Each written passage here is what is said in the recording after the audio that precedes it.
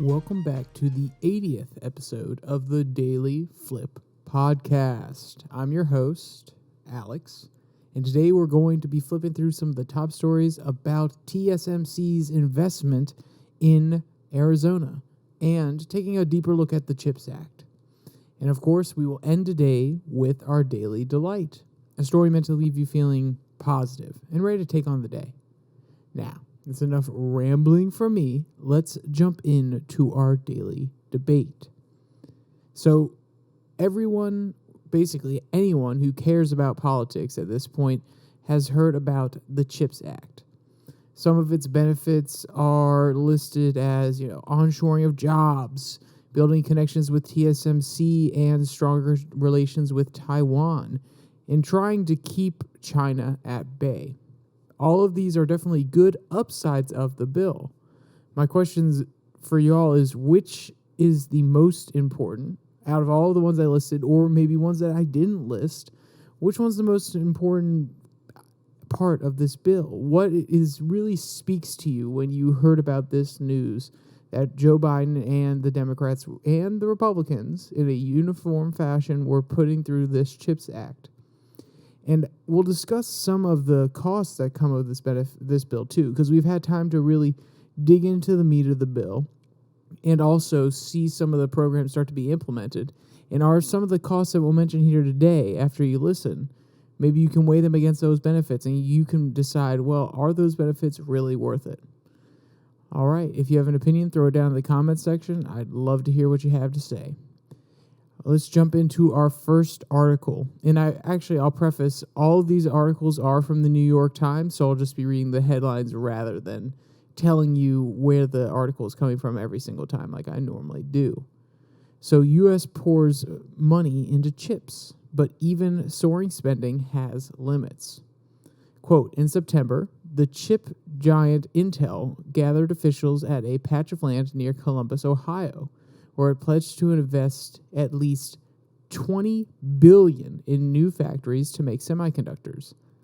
A month later, Micron Technology celebrated a new manufacturing site in Syracuse, New York, where the chip company expects to spend another $20 billion by the end of the decade, and eventually perhaps 5 times that. And in December, Taiwan Semiconductor Manufacturing Company, from this point on we'll just call them TSMC, hosted a shindig in Phoenix, where it plans to triple its investment to $40 billion and build a second new factory to create advanced chips, end quote. So the previous focus has definitely been placed on TSMC, but a lot of other manufacturers across the United States, they are now making larger investments, such as Intel, Micron. We just talked about those two, and maybe even NVIDIA. Now, they're not necessarily in the semiconductor industry, but they do rely on some of the same infrastructure that these companies do, so they can take advantage of this CHIPS Act and the building out of the supply chains internally inside the United States. And this also is a big deal because it's not just TSMC bringing in jobs, and they're probably going to bring a lot of work for their workforce over from Taiwan. So we do have to consider that. So it is nice to see Intel, Micron, these other U.S.-based companies also building out their infrastructure and bringing in American jobs and American people that specialize in these technologies. And that's what a lot of people really noticed at first about the CHIPS Act. It was about onshoring, bringing those jobs from all around the world into the United States. And also, it's building in some states that don't necessarily get all the love. I mean, we know New York and Arizona, they've been big places for different tech innovations, especially Arizona with Doug Ducey, but we'll get to that in the second article. But Columbus, Ohio only has one major manufacturer right now of chips. So to see this bring money into different places all across the United States and bring jobs to different economies, it is something that's very encouraging. And that's why a lot of people were loving the CHIPS Act. Even I, when it first came and was signed, at first I was like, oh, more spending. And then I took a look at it and I said, okay, I see the benefits here. I at least understand the justification for the spending. Do I think that we should be spending all this money in all these different places? I think we have to weigh our options. But it is nice to see that the Biden administration is really taking the pledge seriously to build American infrastructure, American jobs. And, and all of this extra investment encouraged by the CHIPS Act is really spurred on by subsidies, tax breaks. So a lot of these companies, they're saying, okay, we're paying this much to do something. And the U.S. government saying, okay, with one of our subsidies, you could potentially take away 25% of the cost in order to build these new manufacturing plants. And also, they're just directly giving funding to a lot of these different companies. And, there is a lot of spending here, though. Like I did say, there is a lot of government money going into these programs. You have about $39 billion that could be accessed for the production side, and about $13 billion that can go into the education side, ensuring that different universities are actually focusing on the jobs that would be important in some of these industries. Quote, today, chips are an essential part of our modern life, even beyond the tech industry's creations, from military gear and cars to kitchen appliances and toys. Across the nation, more than 35 companies have pledged nearly $200 billion for manufacturing projects related to chips since the spring of 2020, according to the Semiconductor Industry Association, a trade group. The money is set to be spent in 16 states, including Texas, Arizona, New York, on 23 new chip factories, the expansion of 9 plants, and investments from companies supplying equipment and materials to the industry, end quote. So, there's a lot of people who have asked, is the government spending worth it? At the end of the day, is encouraging these companies to onshore these jobs and to use this money in a way that is going to encourage chip companies to stay here in America and keep building out their infrastructure, is it going to be worth it? And I can list some advantages and disadvantages for you. One of the disadvantages here is it's a tried and true practice, which is, we're going to spend on infrastructure. We're going to spend on subsidies and funding these different manufacturing jobs or these different industries in the hopes that those industries create more jobs and allow for the U.S. GDP to grow. So they're speculating on the future, and it's all part of the quantitative easing idea of money, which is we can spend as much money as we need now because we're investing in the future, and the future will bring in the extra money so that we can reclaim that. And I think there could be a good argument to that, but at the same time, that also means that we have to keep a steady labor force, meaning the population has to grow indefinitely at the same rate, if not at a faster rate. And if something happens and China's number one chip manufacturer comes out with a great new process, a great new chip, and they completely derail the chip industry here in the United States, then that speculation may not end up being worth it. But there are, of course, advantages. The Biden administration is trying to future-proof us here. We saw a lot of supply chain issues, and car manufacturers were stuck just producing most of the body of the car and then having to wait for the semiconductors to come through. So we're building out the supply chains, the infrastructure here in the United States, so we don't have to be as reliant on other countries around the world. And to some, that's a disadvantage. I would argue that's an advantage because we are still going to go to Taiwan for the more expensive, or at least the better chips, because they can produce them cheaper than we can here in the United States. So it's not like we're totally taking ourselves out of the market, but we are saying that for the basic chips, for those low-end chips that we need on a day-to-day basis, we want to start making those here in the United States. And of course, as I mentioned before, a whole bunch of jobs are being created because of this bill. So we're also trying to reestablish, and I say reestablish, our presence in the market. Quote, U.S. companies led chip production for decades starting in the late 1950s, but the country's share of global production capacity gradually slid to around 12% from about 37% in 1990. A $50 billion government investment is likely to prompt corporate spending that will take the U.S. share of global production to as much as 14% by 2030, according to a Boston Consulting Group study in 2022 that was commissioned by the Semiconductor Industry Association. End quote. And a lot of these jobs that have been exported, a lot of this market share has gone to Asia. And it's ended up in Taiwan for some of the most advanced chips. And China's also developing their industry as well. So we're trying to bring this back to America. We're trying to make sure that at the end of the day, we design most of the chips here in the U.S. Most of the major chip designers are in the U.S. So why not shorten the supply chains and produce some of those chips here in the U.S.? And I think that it's strategically advantageous towards us, But Taiwan, of course, they want to keep the most advanced chip production at home.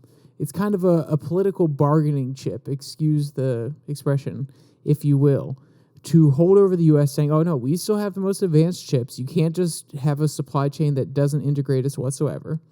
And also, it makes sure that China sees that Taiwan is still keeping the most advanced tech to themselves, and they're not willing to sell it out to other countries. Because if Taiwan was willing to sell the technology or create a fab in a different country that could make these advanced chips, then China would let them do it and then invade once that other country has that advanced fab.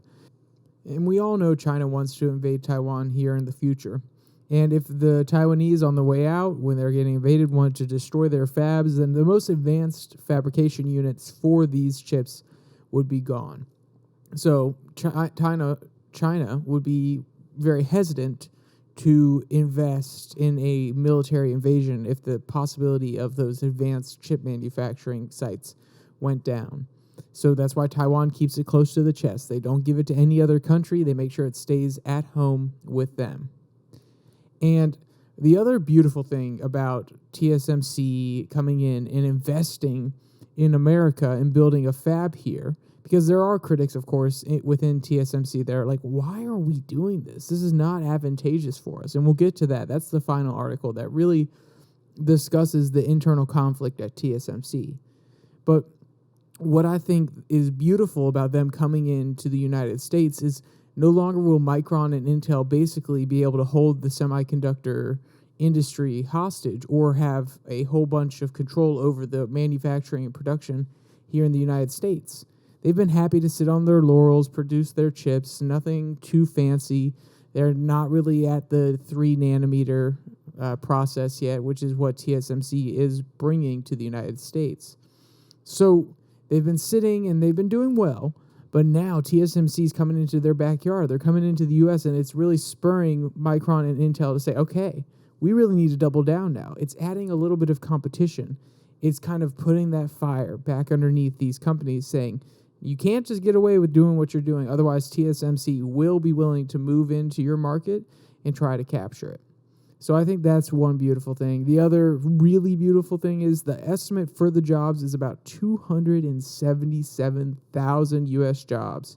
So that's across the fabrication units, the different companies that will pop up in order to supply those fabrication units, engineers, and computer specialists that will design these chips. So that's a lot of jobs. Some of it is temporary with infrastructure, because they need to build roads and different supply chain mechanisms for these companies. So there will be some temporary jobs in that number, but that's still a lot of jobs. And when you look at that, Biden's going to tout that hard. And you got to. At the end of the day, you're bringing a lot of jobs back to America. And you're bringing a lot to Arizona. And Arizona is pushing really hard. They are already building out the infrastructure that I was just talking about for the new TSMC fab. Our next article comes from the New York Times. I said I wouldn't say it, but there I go again. I just kind of fall into that habit. But it's labeled, How Arizona is Positioning Itself for $52 billion for the chips industry. So from the governors to senators, local legislators, there has been a coordinated push to get TSMC and other semiconductor manufacturers into Arizona. Quote, in recent weeks, Gina Raimondo, the Commerce Secretary, has talked with Senator Mike Kelly of Arizona, spent time with the president of Arizona State University, and appeared at a conference with the mayor of Phoenix. Their discussion centered on the main topic, chips. Mrs. Raimondo is in charge of handling the $52 billion for semiconductor manufacturing and research under the CHIPS Act, a funding package intended to expand domestic production of the foundational technology, which acts as the brains of computers. The legislation, which passed in August, is a prime piece of Biden's industrial policy and part of the push to ensure America's economic and technological leadership over China, end quote. And what I want to really hone in there is the first part of that quote is very important. Like I mentioned in the first article, it's not just about building the buildings. It's not just about building these sites, the different companies that are able to bring in money and ensure that there are jobs. It can also really be honed into about education. We want to encourage lots of young people who are going to university to put time and effort into an industry that is both expanding and lucrative for them. And beyond that is lucrative for the United States strategically and financially. So that's what that extra $13 billion is for. It's to go into education. It's to go into these universities, maybe even outside of universities, skilled working programs or community colleges, to ensure that at the end of the day, we are supplying not only what these companies who are coming to the United States need in order to make the product, but also make sure that we can have a robust industry, even if they were to leave, because they can learn what they need to from TSMC and then maybe go out and create their own company, maybe create their own fabrication unit that's able to do what TSMC is able to do at home in Taiwan with their more advanced chips. So this is trying to be a really comprehensive all-around package.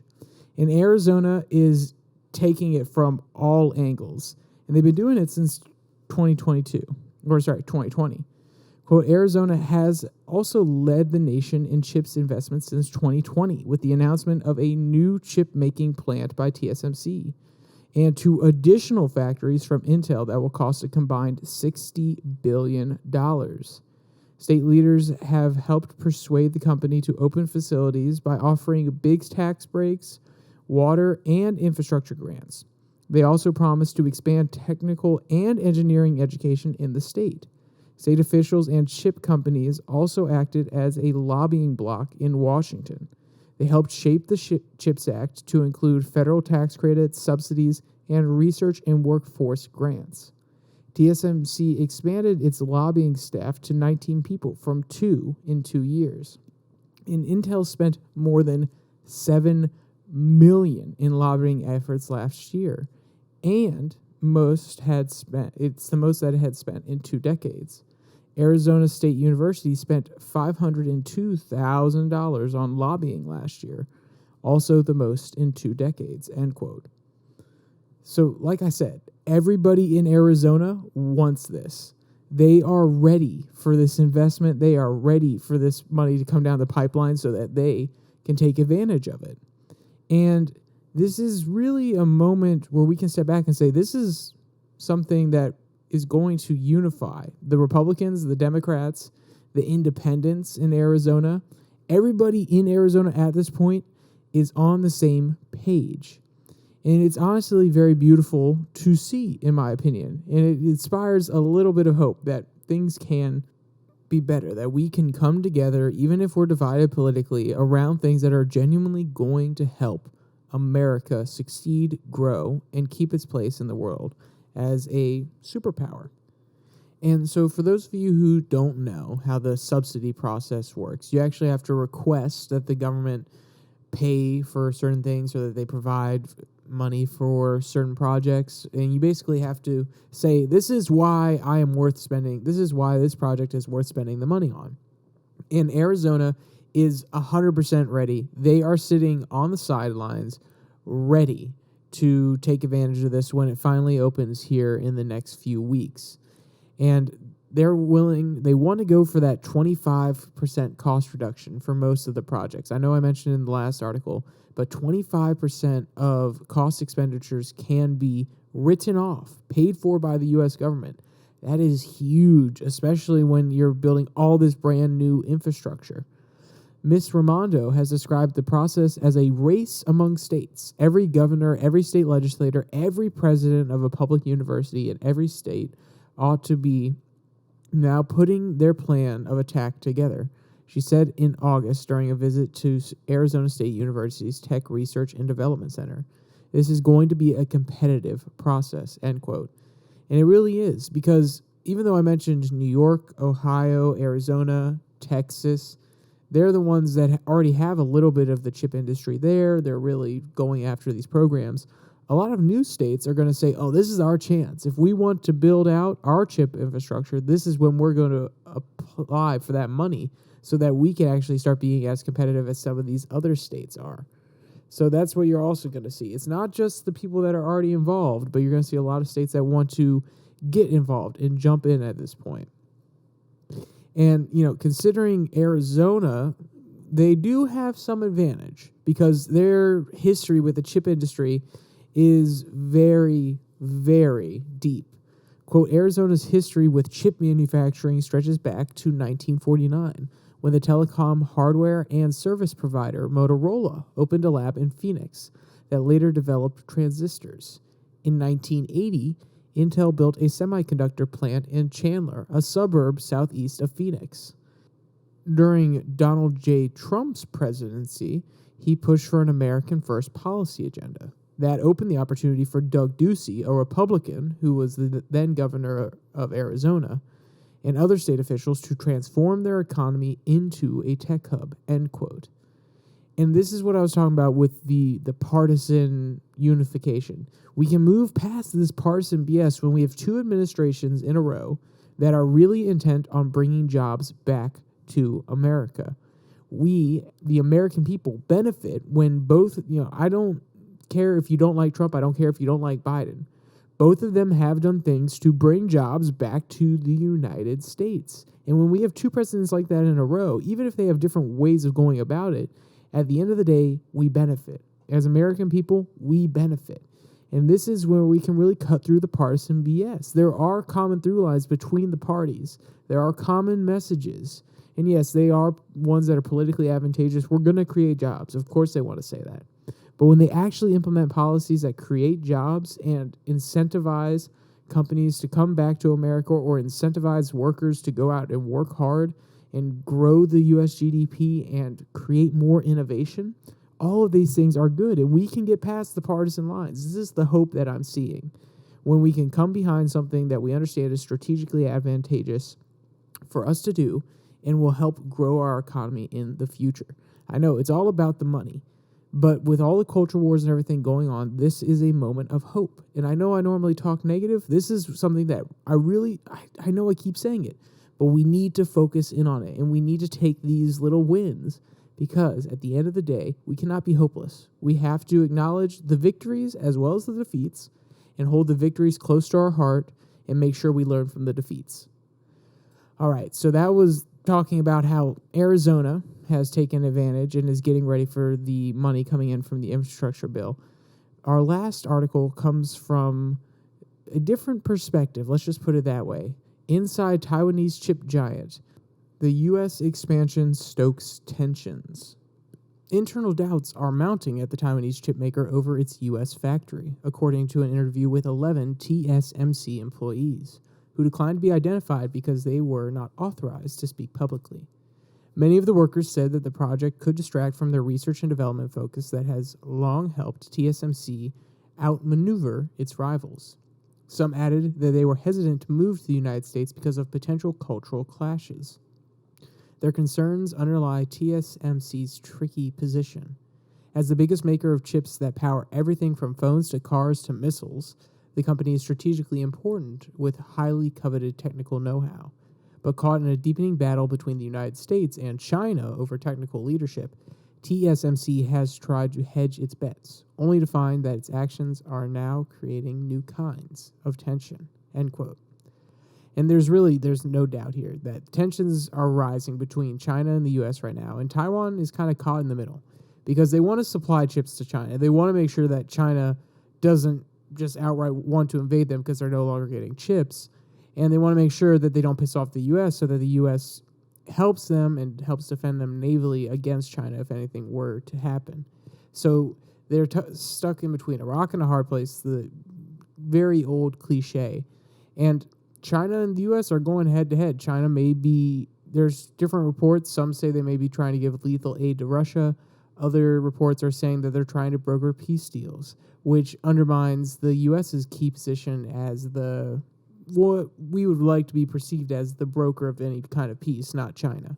So tensions are definitely rising between the two, and Taiwan has been caught in a tricky position. And then when they get this opportunity to strengthen their connection with the U.S., even if it's not advantageous to TSMC business-wise, politically, it's advantageous to TSMC and Taiwan. But when it comes to concerns about being distracted and it not being worth their time, I think there are a few counter-arguments here, which is the U.S. is providing large subsidies. Arizona is doing the exact same. And by TSMC coming here, they're expanding their foothold around the world. They're expanding their influence. They're making sure that they are a crucial part of American infrastructure, not just the American supply chain. So even though it may not make sense from a purely financial point of view, there are qualitative issues here that I think some of these executives at TSMC or employees are not fully evaluating. Then again, that is coming from an American perspective. And obviously, I want TSMC here, providing the jobs, ensuring that we have the technical know-how to make these chips so that we don't get caught behind China. But I think there are lots of, like I said, qualitative factors here that TSMC should be very proud about and very eager. It's not very often that you get 25% cut off almost all the costs you spend to make your factory. It's not very often that cities and states are willing to suspend certain types of regulation and really hurry you through the process to get your infrastructure built in their location. But that doesn't mean that there aren't genuine concerns. Quote, the pressure for the Arizona factory to succeed is immense. Failure would mean a setback for U.S. efforts to cultivate the advanced chip manufacturing that mostly moved to Asia decades ago. And TSMC would have spent billions on a plant that did not produce enough viable chips to make it worth the effort. Quote, TSMC's investment in the U.S. from a business perspective makes no sense at all, said Kirk Yang, chairman of the private equity firm Kirkley Capital, and a former tech analyst, citing lofty costs. He added that TSMC might have been forced to set up a factory in the United States because of political considerations. But so far, the Phoenix project has yielded very little benefit for TSMC or Taiwan, end quote. But remember, that it may be years before they actually see a payoff from the costs that they're putting into these new plants. They have to get them up and running. They have to make sure that they get the proper labor in there and that they have stable labor over time. So while I agree they're not seeing the return on their investment yet, it's a future plan. And as the supply chain becomes more robust, they have more connections, they have more companies that they can go to on the regular for their different components that are needed for their chips, things will get cheaper. And there will be an industry that's built up around it, meaning there will be places that they can very easily sell their chips to that aren't other suppliers around the world. So once again, it's a battle of time. And I understand they're putting in a lot of money now, but they're also making sure that the U.S. is on their side if anything goes down. And if TSMC for some reason has to evacuate Taiwan, at least they have plants in other locations around the world where they can continue to produce some of their most expensive chips.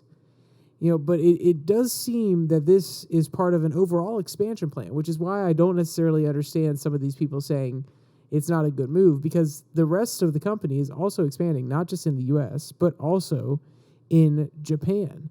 They broke ground on a new facility there in Japan. European policymakers have been pressing in order to get a TSMC factory there as well. So obviously they want to diversify the locations at which they produce some of these things. And if you notice, Japan is a huge producer of electronic goods, just as the United States is. There are a lot of different tech hubs in areas where there's lots of money to be made by selling and producing chips. So I wouldn't be surprised if they open one up in South Korea next, maybe India within the next 10 to 15 years. So they're obviously expanding and making sure that their reach is far-flung. So I don't necessarily understand why this one person is saying it's not in their business interest, because sometimes you have to invest money to make money. And sometimes it may seem like a big hole, but 20 years down the road, when they're crushing Intel and Intel can't keep up and they're dominating the U.S. market, then maybe this person, Kirk Yang, will be like, oh, wow, I was really wrong on this one. I didn't see it then, but I do definitely see it now. Quote, TSMC recognizes that there is a cost gap between fabs in Taiwan and those overseas, Ms. Cao said, using shorthand for fabrication plant or factory. She added that the company will still anticipate robust gross margins over the long term.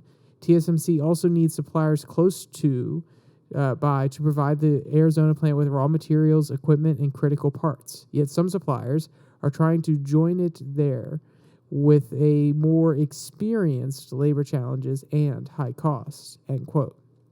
And don't forget, there is one key part here, which I definitely agree with the people that are making complaints, or at least being a little bit concerned, which is there's a major difference in labor relations in Taiwan versus the U.S. Quote, the most difficult thing is personnel management. Americans are the worst at this because Americans are the most difficult to manage, end quote.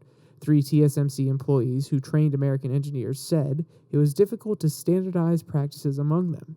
While Taiwanese workers unquestionably follow what they're told to do, American employees challenge managers, questioning if there's a better way to do something, end quote. And I would argue this is actually a strength of America. We're pushing for better things. We're questioning and ensuring that this is the best way to do something. But if you're from a different culture, and TSMC, who has the expertise and they know what they're doing, and they're coming in and saying, oh, these Americans questioning us, and they don't even know what they're talking about, I can see how that would be extremely frustrating. But I'll end on that. America's strength is our questioning and our relentless attempts to always try to make things better, even if we don't understand. All right, we'll end today with our daily delight. This one comes from Travel and Leisure. 2 adorable sloth bears were just born at the Philadelphia Zoo. The Philadelphia Zoo is the oldest in the country, and they have 2 new adorable baby animals joining the over 170 others. Quote, the cubs were born on January 2nd at 3:53 a.m. and at 4:16 a.m., and that their parents, Mom Kaya and Dad Balu, are healthy and doing great. At this time, the zoo is unable to determine the gender of the cubs and has therefore not named them. However, the zoo deemed the birth a huge success for conservation, as the sloth bear species is listed as vulnerable by the International Union for Conservation of Nature.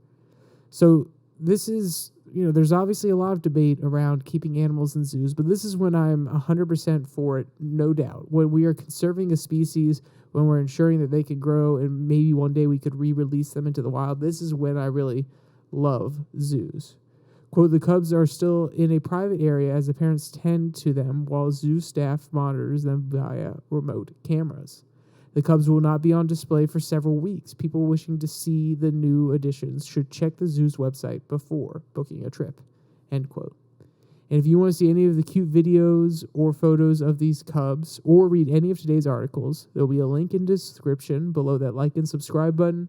Down there also you can find the link to the podcast on Spotify, Pocket Cast, Podvine, Google Podcasts, and you can download it while you're going on a drive. With all that said, there's only one more thing to say. Stay safe, don't die.